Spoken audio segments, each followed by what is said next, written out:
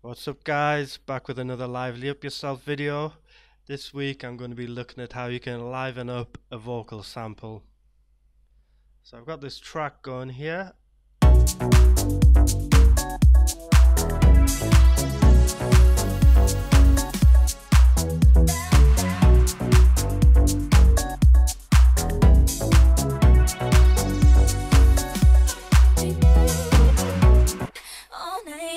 And I've got this vocal sample here that I've just chopped up out of an R&B track.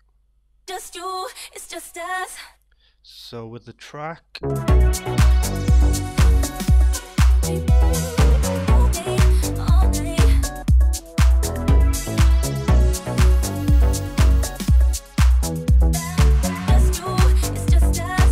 so first things first, just get it sitting right with the rest of the elements in the track. I'm just going to send it to some reverb, which I've got on send A.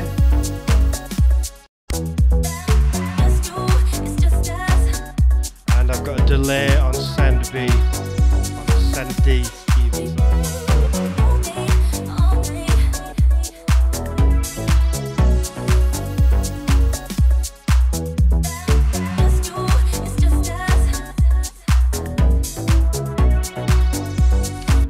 Okay, so it's sounding good.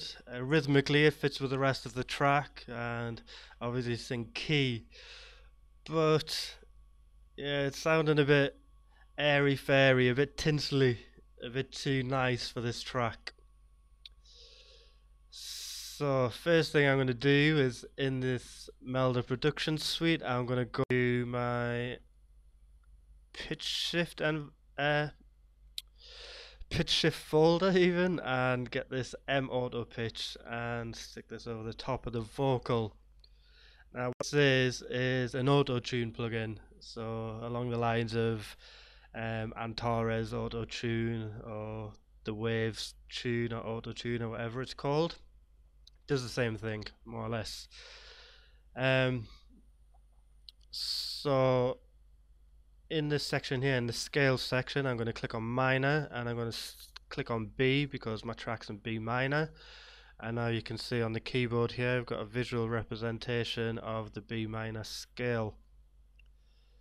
Now these knobs here in the automatic tuning, these are the ones you're going to play with if you want to get that computerized auto tune effect that T-Pain and people like that use, made famous by that Cher song. But I'm not going to be using that for this track. I don't think it's going to work. There's only one knob here that I'm interested in, and that's this one here, the 4-man shift. And rather than me trying to explain what that is, I'm just going to dial it in and I'm going to let you hear, because at the end of the day, that's all you really care about, what it sounds like. Right.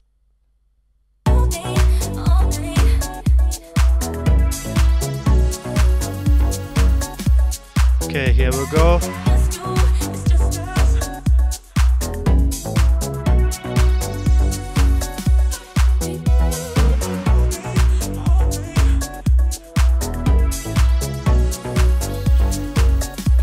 Volume. Okay, and I'll do a bypass.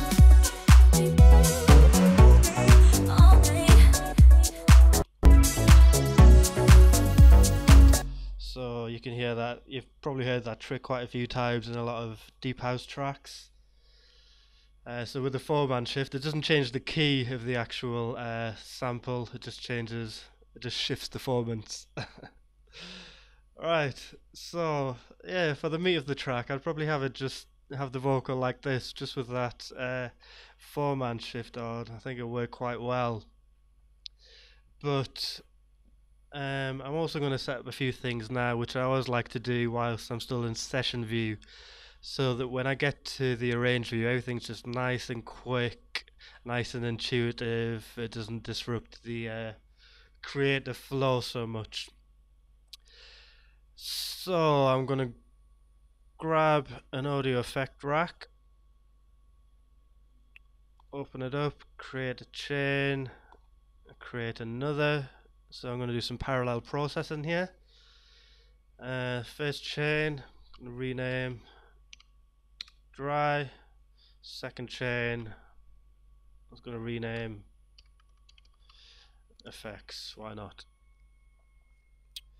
I'm going to mute the dry signal for the minute, and I'm just going to put some effects on. Now these are the kind of things that I'm going to be using on the breakdown, maybe the intro, outro, things like that. So like I say, I'll set them all up now just so they're just easy to get to for when I get to the arrange view, so I'm just not messing about too much then. So I'm going to go back to my plugins. Let's get a filter. Let's put this comb filter on. Now, just for speed, I'm just going to get a preset. Obviously, when you're doing this yourself, you can play about with as many parameters as you want just to get it fine-tuned to your own track. But like I say, just for ease of use and speed, I'm just going to get a plugin. I'm going to get the first one here. Let's see what that sounds like.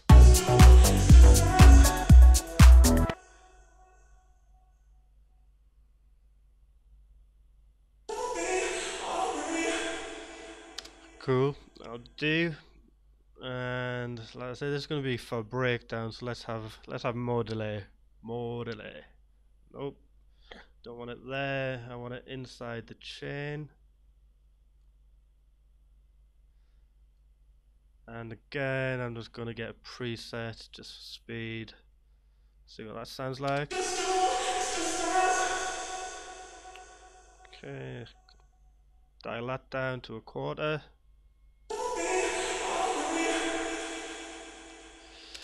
Beautiful.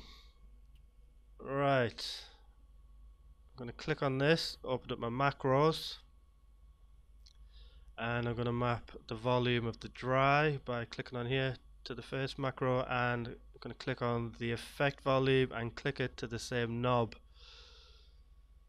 Now I want it so that when the knob's at 0 like it is now, I want the dry signal to be playing at 0 dB. So up here where it says dry, which is what I've labelled it, minimum I'm going to have it 0, maximum I'm going to have it about -20, so that means when the dial's all the way around, the dry signal will be at -20 dB. And with the effects, I'm going to have the minimum as it is and max 0, so that means when the dial's all the way around, the volume of the effects will be at 0 dB. So if you look at the levels here, as I switch the as I play with the macro knob, see what that's doing there. Also going to go into the delay, open it up, click on this triangle thing here, click on configure, and in the feedback I'm just going to click it and press it, and you see this has appeared here now. Close that and click on map again, click on this, click that to there. Actually probably have minimum about there and maximum on full. Okay, change this to levels and this to delay. Right click to give them a color. So now when I do get into arranging and I want to switch this vocal to breakdown mode, I can just use these two knobs and get some pretty cool effects. So it'll be like this.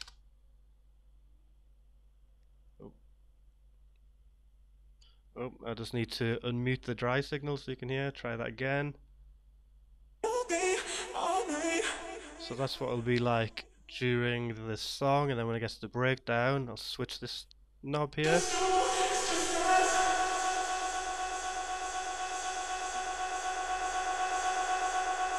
And I can do all stuff like that. Okay, so back with the track.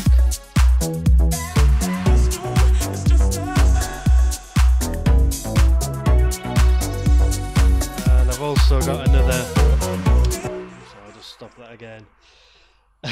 Right, as you can hear that vocal there, it's only hitting in certain places, so there's quite a lot of space left in the track. It was just feeling a bit empty to us, so I've employed a technique that people call and response, which is pretty self-explanatory. So basically, the vocal we've been working on here is my call in inverted commas, and I found another vocal that fits with the track as well, and I'm going to have that as my response. So they're basically going to be bouncing off each other and filling in the gaps in the track. So we have this.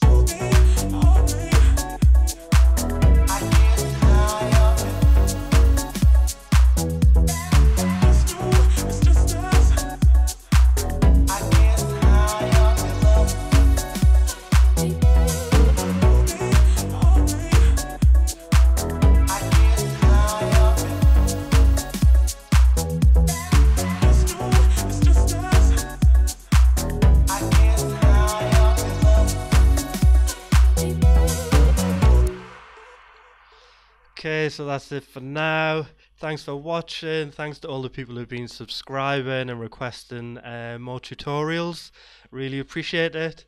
The other day I set up a Twitter account. I'll put the link in the description below. So any more requests, just get at us on Twitter or leave us comments on the videos. That's it for now. Peace.